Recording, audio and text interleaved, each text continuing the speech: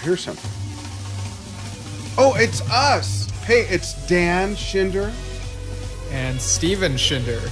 on Yesshift, a father-son podcast. We talk about Yes's members, and all related things, basically.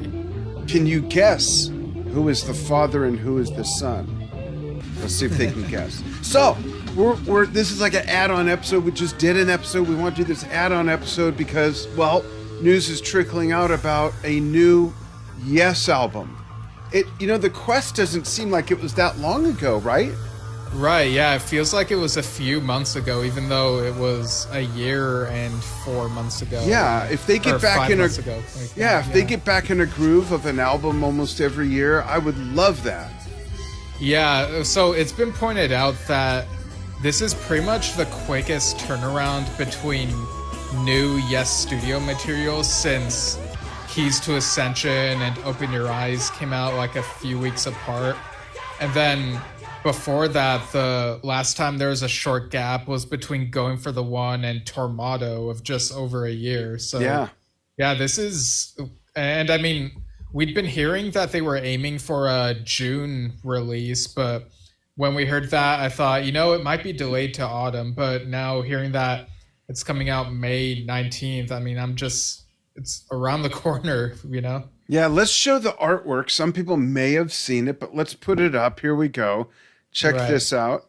Yeah, because we saw Roger Dean painting this, but now this is like the complete version. It's got the title and the Yes logo on there. I love the colors. That's I think a new font for the title, correct? I may have seen it on other things. I can't remember if I've seen it on Yes related things. Maybe not the studio albums, but yeah, this is a really cool cover. The album title Mirror to the Sky really fits the picture because it's like, I think it's supposed to be a body of water with a reflection of the starry night on it. And I really love the rock formations. This kind of feels like it's in the vein of the album cover for the Royal Affair live from Las Vegas, the one from a few years back, and it feels very modern for Roger Dean. And who's the guy? Is that Alan? Yeah, I mean, that's I don't know. I mean, the album is going to be dedicated to Alan from what we've heard, that's why I wondered. And if we zoom in, let's see if I can do this. It looks like he's holding oh, my dog just got freaked out. Looks like he's holding a rain stick, right? Oh, yeah, it does kind of look like that. But the physique doesn't look at all like Alan. But who knows? Right. Yeah, I like how it looks like the person is looking at the stars, Yeah, it's interesting because it's a heavenly starscape, no pun intended. I love those magenta or red veins in the blue rock. Just the color scheme is really cool. Yeah, so news about this new album started to trickle out a couple days ago on the 6th. And so this info was exclusive to Prog Magazine. They had an article, and so people started sharing that around. But I also started seeing Doug Curran, a friend of the show, posts about like the Tracklist and some other details that came out. So we've compiled like what we've been able to find. So thanks to Doug and thanks to John D, who I think posted, might have shared the artwork when it came out and or something. But yeah, like thanks to everyone involved. And this has really taken the Yes fandom part of the internet by storm. Like everyone's talking about this. So for context, this album was worked on in 2022 with Steve Howe producing again and engineer Curtis Schwartz and orchestrator / arranger Paul K. Joyce returning. So they both worked on The Quest. So this feels like a continuation of that production team for The Quest. And the sonic quality of that album's great. Yeah. And again, this will come out May 19th through Inside Out Music. and this is the apparently the first Yes album to get a Dolby Atmos mix. And the formats will be a standard 2 CD jewel case, deluxe 2 LP, 2 CD, 1 Blu-ray with art book. That's gonna be the one I'm gonna get, the one with the art book, because I love what they did with the Quest, like how big it looks and just being to hold it and read the thing. Like I need to get a that. freaking Blu-ray player already. Jeez. Yeah, you've had like what, 15 years? Seriously, I'm still riding a horse to the office, for goodness sakes. Yeah, but yeah, the album is said to be dedicated to Alan White, and there are these quotes from Steve Howe in that Prog article. So you want to read those? Yeah, absolutely. So in regards to Alan, Steve says, we can never overwrite the fact that we miss the guy. Jay's had a lot of experience as our number 2 drummer from the periods when Alan wasn't strong enough to do the whole show with us. And on this, he's come to the force. As we were finishing the Quest, there were some other musical ideas I was particularly interested in tagging together and working out into some larger pieces. I love the sound of that. So we started Mirror to the Sky with 2 10-minute tracks, which became Luminosity, and the 14-minute title track. Okay. It was really, encouraging to have those 2 tracks.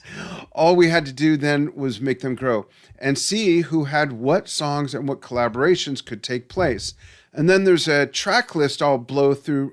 Why don't you blow through the track list and read the times, because there's a good chunk of music here that are longer pieces. And I have some comments about a couple comments that Steve Howe makes here too. Yeah, so the first track apparently is cut from The Stars, and it's been reported that this might be the first single that'll come out. I think I saw that there will be like 2 singles, each with a video. I think that makes a double. Oh, I get it. So that is 5 minutes, 25 seconds. And then All Connected, second track, 9 minutes and 2 seconds. Then Luminosity, 9 minutes and 4 seconds. I love the name of that, by the way. That's just intriguingly progressive right there, right? Yeah, it feels very proggy, that title.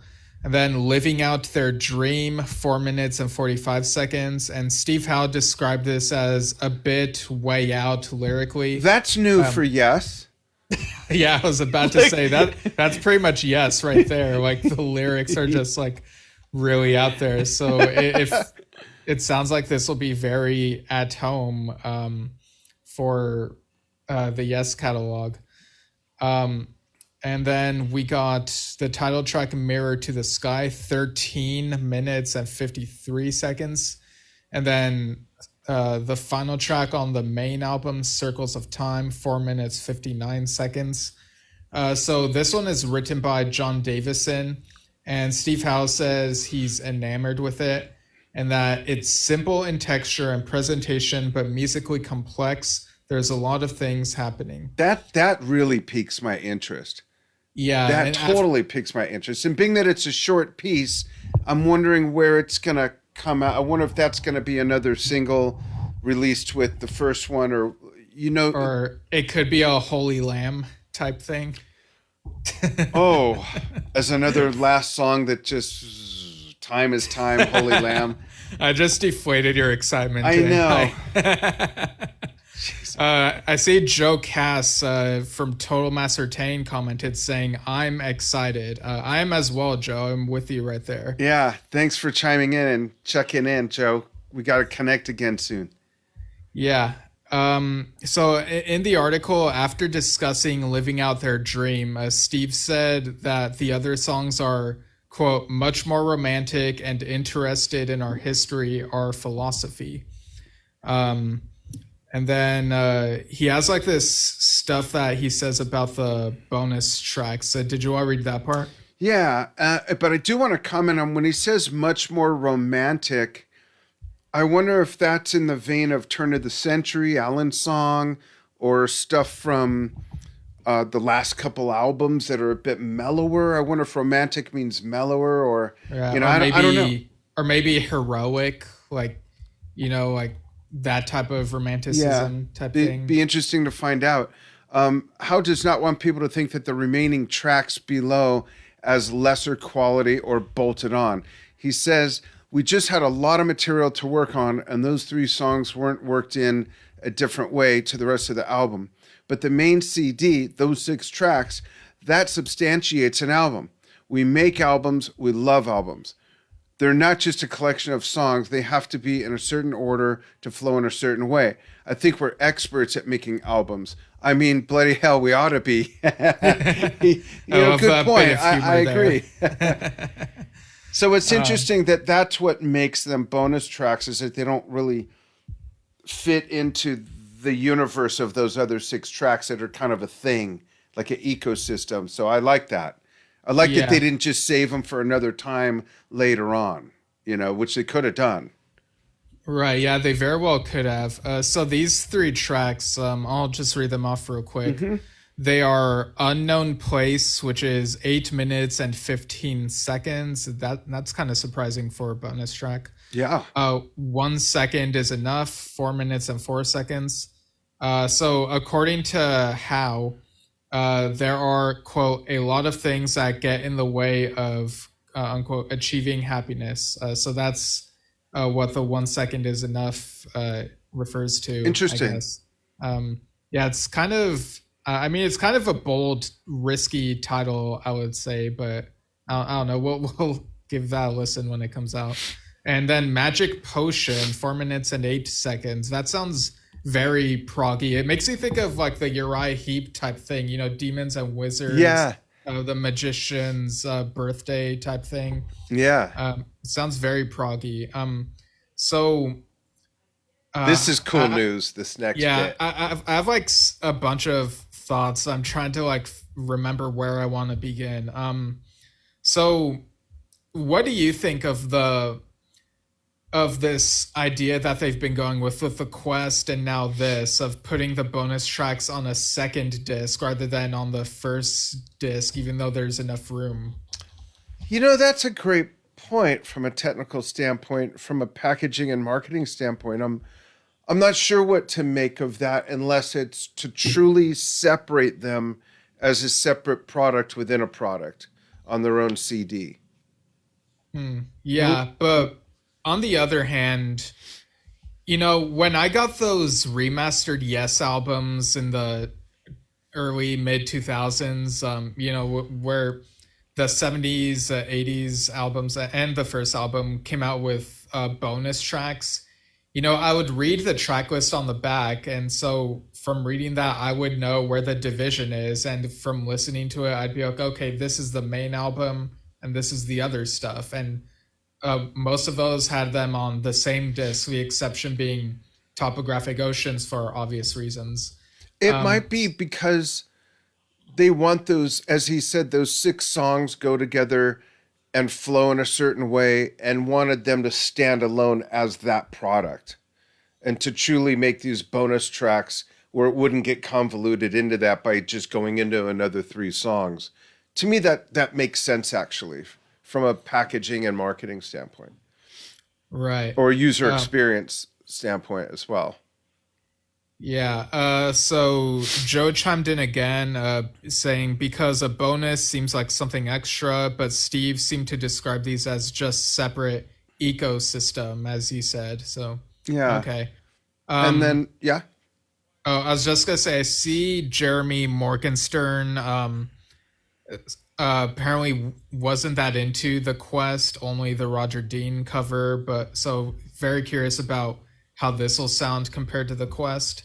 My expectation is that this could be a bit more proggy than the Quest. Like, I think people, well, in general, like not everyone, but in general, the fans who are fine with a post John Anderson Yes continuing on, like those fans, like like us, I think in general the consensus is that the Quest is a step in the right direction after Heaven and Earth, even though it could still take things a step further. I think Mirror to the Sky could potentially take things further, if that makes sense. I hate But to make comparisons, but I'd be beyond floored if it leaned in the vein of Keys or something like that. Any of the Keys studio stuff, you know. yeah, and on the previous episode we did, like just before this one, you asked me if I ever think of a song like right when I think of a song title. What's weird is in this instance, whenever I think of Mirror to the Sky, because I haven't heard any of the music, obviously, none of it has come Right. out yet, but And we like have news on that coming. right, but yeah, we'll get to that in a bit. But because it's so close to the Quest release wise and in terms of the production team and the lineup being almost the same, of course, Alan has passed away, unfortunately. Um, like when I think of Mirror to the Sky, I think of stuff from the Quest, like it's creeping back into my brain, like minus the man, stuff like that. And it's really interesting how that works. So I'm looking forward to like when this album comes out and we'll be able to like once we think of the songs, think of those songs rather than associate it with the previous one. Yeah. There's been some big we talked about this on an episode. What are two albums in a row that were most different from each other? So we've seen it from them before. When you go from Tormato to Drama, when you go from Relayer to going for the one, we can't assume, and I'm not saying you are or anybody's, but we can't as fans assume that this has whatever percentage of the sameness of a previous album. We could get hit in the face with all kinds of crazy time signature changes and new sounds, and who knows, Yeah. I do remember a while back, I think someone said that one of the band members said that this will have a little bit more teeth to it than the previous You're right. albums. Yeah, that's right. Yeah, so I'm curious to see like what that means exactly. Because whenever I see really long song lengths, because of what we're used to with long songs from various prog bands, my assumption tends to be, okay, it's going to be complex or maybe it'll be heavy. So I'm curious to see where these fall in there. As opposed to a long I get up, I get down interlude or something like that. Right. Which is beautiful. I'm not dissing it. Yeah. And even though it sounds like these were mainly worked on in 2022, I'm curious about whether any of these are the long song that Jeff Downes and John Davison were working on around the time of Heaven and Earth. I remember they were like talking about it, and I think I don't remember if they called it this or if the fans nicknamed it this, but supposedly it was called Horizon or Horizons, not to be confused with the John and Vangelis track. So I kind of wonder if maybe Luminosity is that perhaps, has something to given do the with length. light.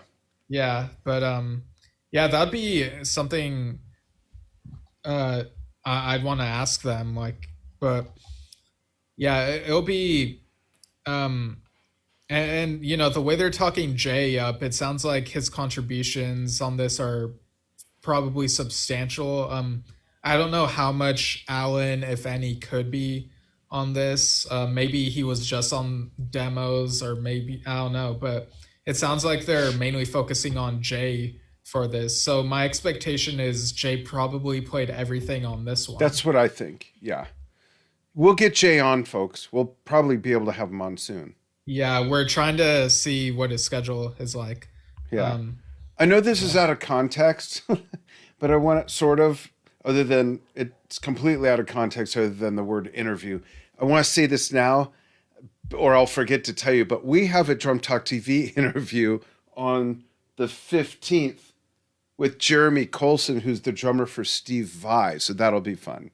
So Drum Talk TV fans, check that out. If you're not a Drum Talk TV fan, go find the Drum Talk TV page and follow us.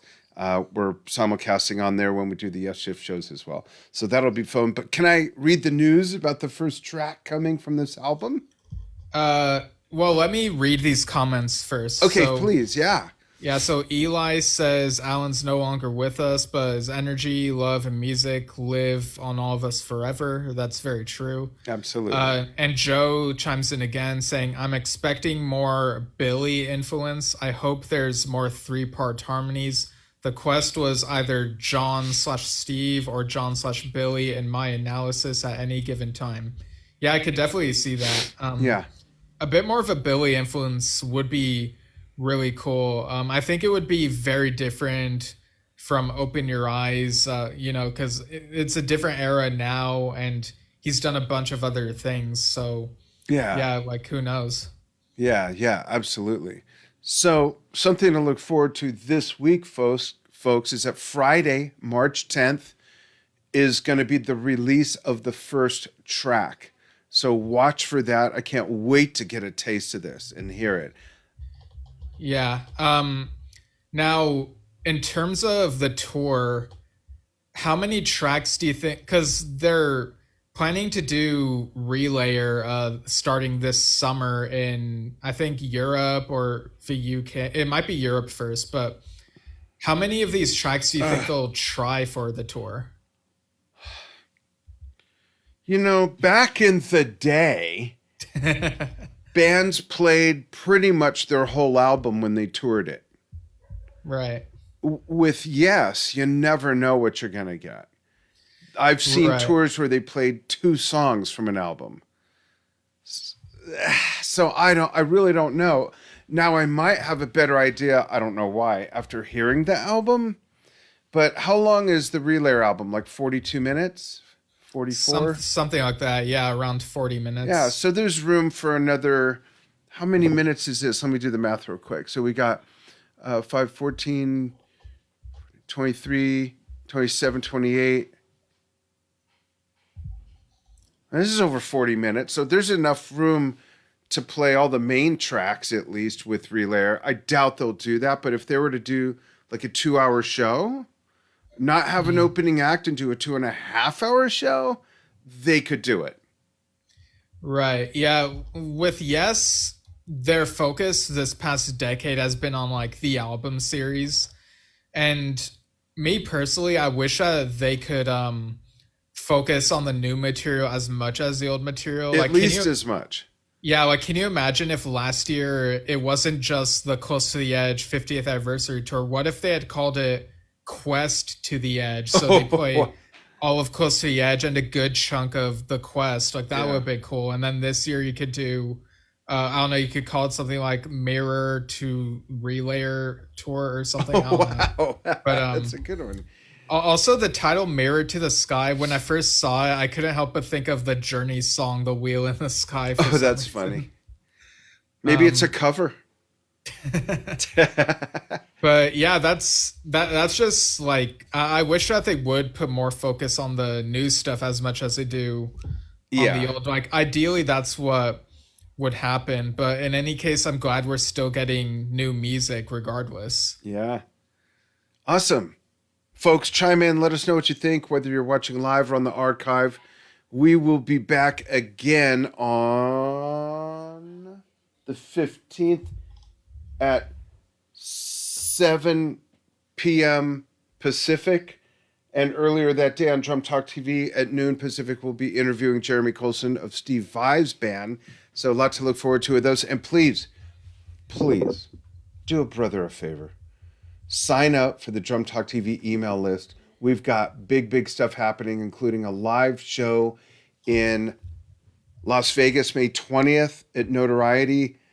I'm going to be joined by Jeff Berlin as the co-host of that show, unfolding the 10-year Drum Talk TV story, as well as a performance with my band, which is a big surprise. I'm going to leave that there right now. Some other guest appearance and recorded hellos.